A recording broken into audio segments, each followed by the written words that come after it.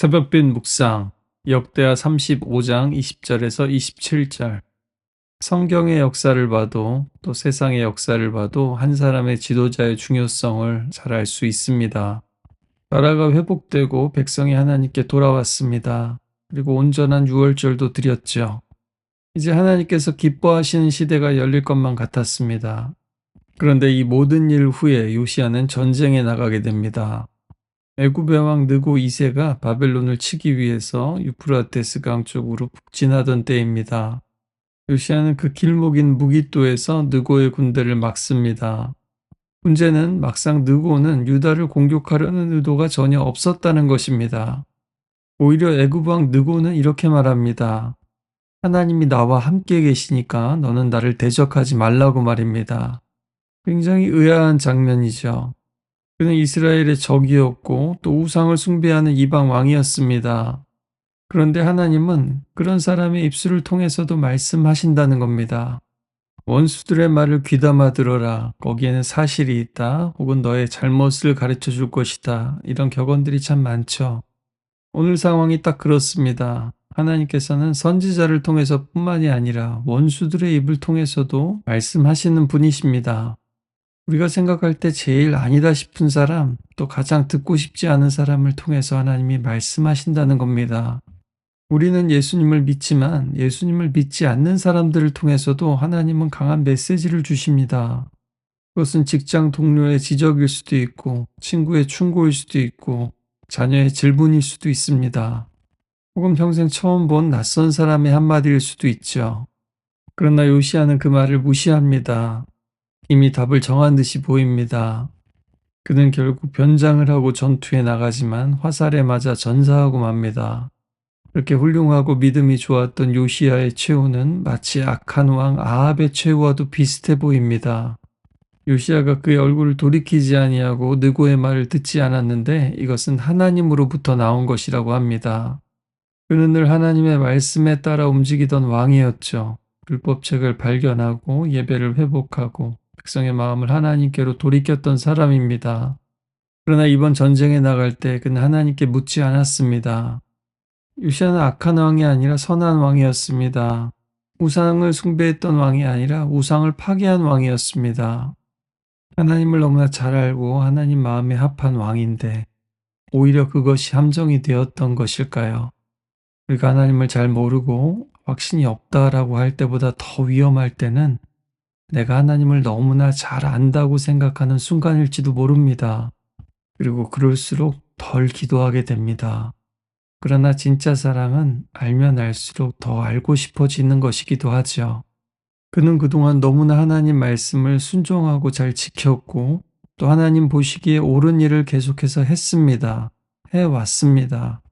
그럴 때에도 우리는 다시 한번 하나님께 물어야 되고 또 우리 자신에게도 물을 수 있어야 합니다. 이것이 정말 하나님의 뜻입니까? 요시야는 하나님을 위해 하나님의 나라를 위해서 싸우러 나갔지만 결과적으로는 하나님을 향해서 싸우는 꼴이 되었습니다. 하나님께 맞선 모양새죠. 믿음이 자랄수록 믿습니다, 신뢰합니다 하지만 그것 자체가 확실한 믿음을, 강한 믿음을 증명하지 않습니다. 오히려 그럴수록 더 겸손한 질문을 던져야 합니다. 특히 우리 인생에, 우리 가정에, 또 우리 교회의 중요한 일을 놓고는 더더욱 그래야 합니다. 아무리 믿음이 강하다 할지라도, 아무리 기도 응답을 많이 받아왔다 하더라도 말이죠. 요시야는 결국 전쟁터에서 부상을 입고 예루살렘으로 옮겨져 죽습니다.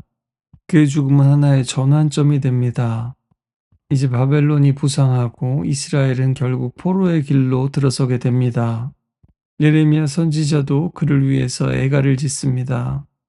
노래하는 남자 여자들이 요시야를 위해서 애가를 불렀습니다. 이제 다시 유다는 어둠의 역사 속으로 들어가지만 하나님은 그 속에서 또 다른 구원의 이야기를 준비하고 계십니다. 하나님은 언제나 기도하는 사람들에게 알려주십니다. 하나님께 묻는 자에게 대답해 주십니다. 달리기만 하는 사람이 아니라 멈춰설 줄 아는 사람에게 하나님은 새로운 길을 여십니다. 요시야는 그동안 너무나 잘 달려왔습니다. 그러나 오늘 마지막 이야기에서는 묻지 않았습니다. 인생의 속도보다 빨리빨리 뭔가 이루는 것보다 더 중요한 것들이 있습니다. 열심히 성실히 하는 것보다도 더 중요한 것이 있습니다. 스스로 결심하고 노력하는 것보다 더 중요한 것이 있습니다. 그것은 멈춰서 길을 묻고 듣고 순종하고 또 하나님을 의지하는 것입니다. 그것이 바로 믿음의 길입니다. 잠잠히 묻고 듣는 것부터 시작해야 합니다.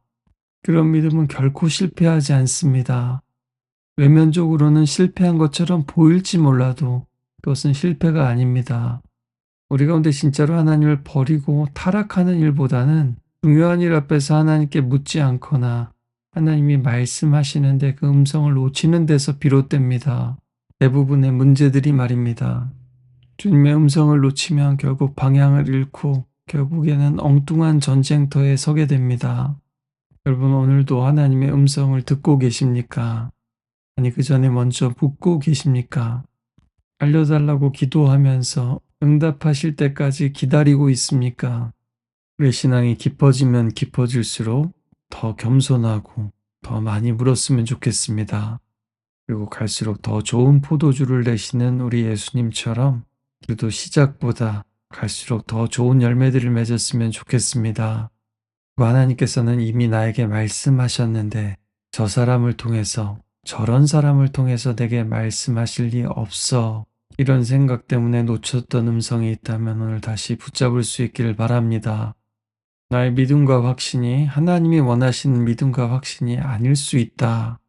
이것을 인정하면서 처음부터 마지막까지 우리 주님의 뜻을 끝까지 구하는 하나님의 사람들 되시기를 바랍니다. 하나님을 안다고 믿는다고 은혜 많이 받았다고 기적을 보았다고 교만해지지 말고, 때로는 우리가 말씀을 통해 스스로 분별해야 되는 일들도 분명히 많겠지만 그럼에도 그 순간순간 성령님을 의지하고 또 나의 결정과 결단이 아니라 하나님의 말씀과 원리로 분별할 수 있기를 끝까지 기도합시다. 스스로 분별하고 결정하는 그 순간에도 말이죠.